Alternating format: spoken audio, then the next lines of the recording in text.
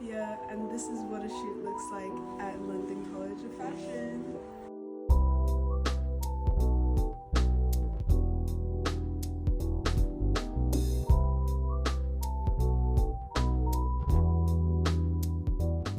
Hi, I'm Maddie Reid and I'm the Deputy Editor at Bricks Magazine and a lecturer at LCF.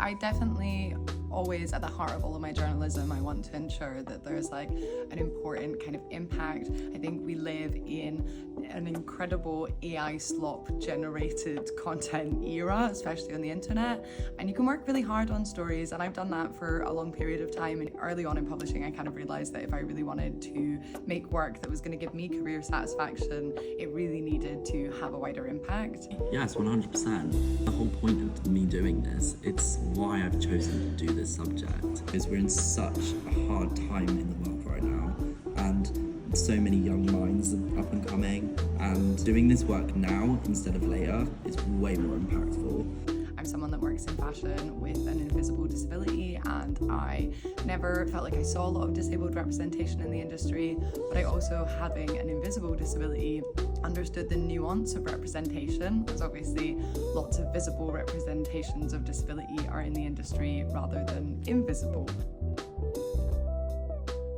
Every issue of Bricks, we make an annual print issue, and for every issue we come up with a theme that we use to curate our work. We did a feature called Black Don't Crack, looking at aging in Black women and the expectations that are on them to look like they haven't aged based on societal expectations of aging in different race categories. So that was something I was really proud of. We put a 98-year-old man on the cover of our magazine, which I felt really proud of. Definitely the meat package photo shoot that I did. I cut a hole in a meat packet, put her face over with like cling film, and it was just to symbolise how women get treated like pieces of meat.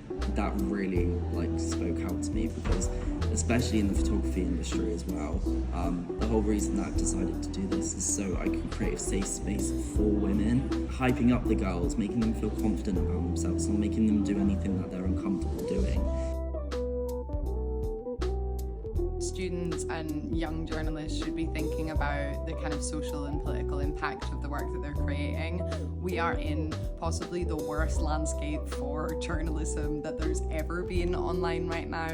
For me, it's the stories what are the stories that aren't being told? What are the stories that we aren't seeing? Who are the voices that we're not hearing from?